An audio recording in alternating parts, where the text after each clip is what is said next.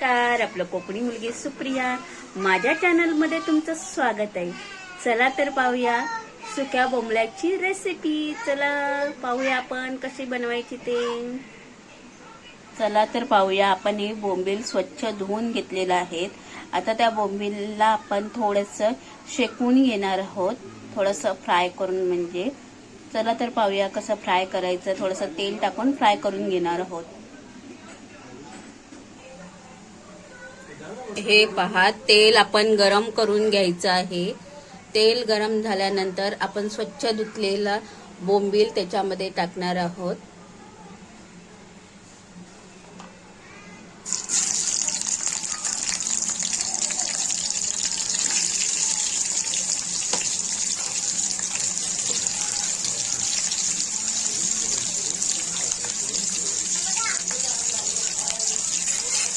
हे सुके बोंबील आपण फ्राय करून घेणार आहोत।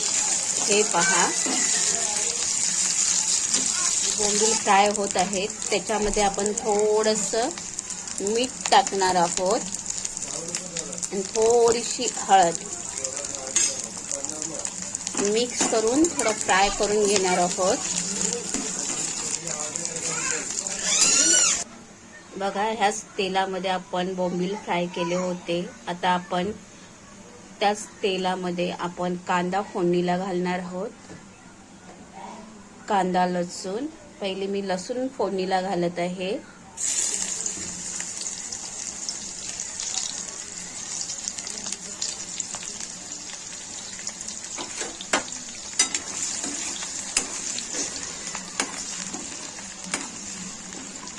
लसूण थोडी अशी गुलाबी होऊन द्यायची आहे।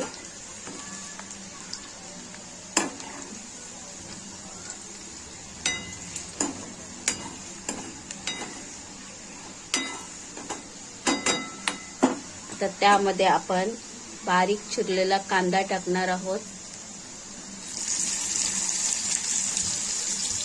मी मीडियम असे 3 कांदे घेतलेले आहेत, कारण बोंबीलमध्ये कांदा आणि टॅमॅटो जितका टाकू तितकाच बोंबल्याची चव खूप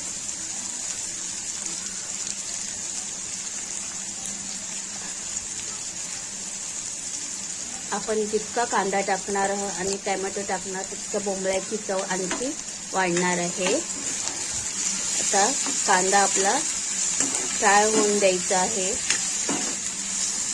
कांदा फ्राय होईपर्यंत मी टॅमॅटो कापून घेत आहे। हे पहा, कांदा आपला फ्राय होत आहे।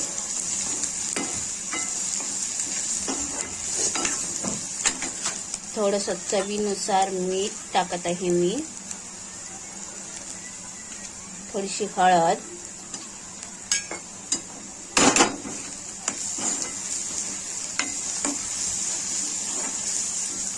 आता बारीक कापलेला मी टॅमॅटो टाकत आहे त्यामध्ये।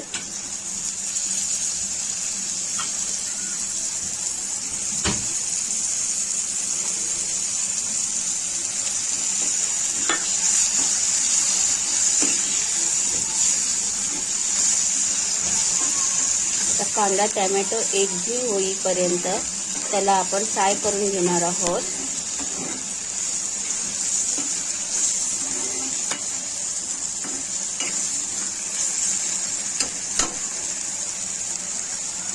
कांदा टॅमॅटो आपला छानपैकी फ्राय झालेला आहे। त्याच्यामध्ये आपण लाल तिखट टाकणार आहोत। हे पहा, लाल तिखट असं छानपैकी मिक्स करून घ्यायचं आहे। मिक्स करून झाल्यानंतर आपण ही बोंबील फ्राय करून घेतलेले ते आता आपण त्यामध्ये टाकून घेणार आहोत। आता मिक्स करायचे आहेत। असं मिक्स करून घ्यायचे आहे। त्यामध्ये आपण ही आंब्याची उसळी टाकणार आहोत आणि आपण थोडंसं पाणी टाकणार आहोत। पाणी टाकून आपण त्याला शिजवून घेणार आहोत।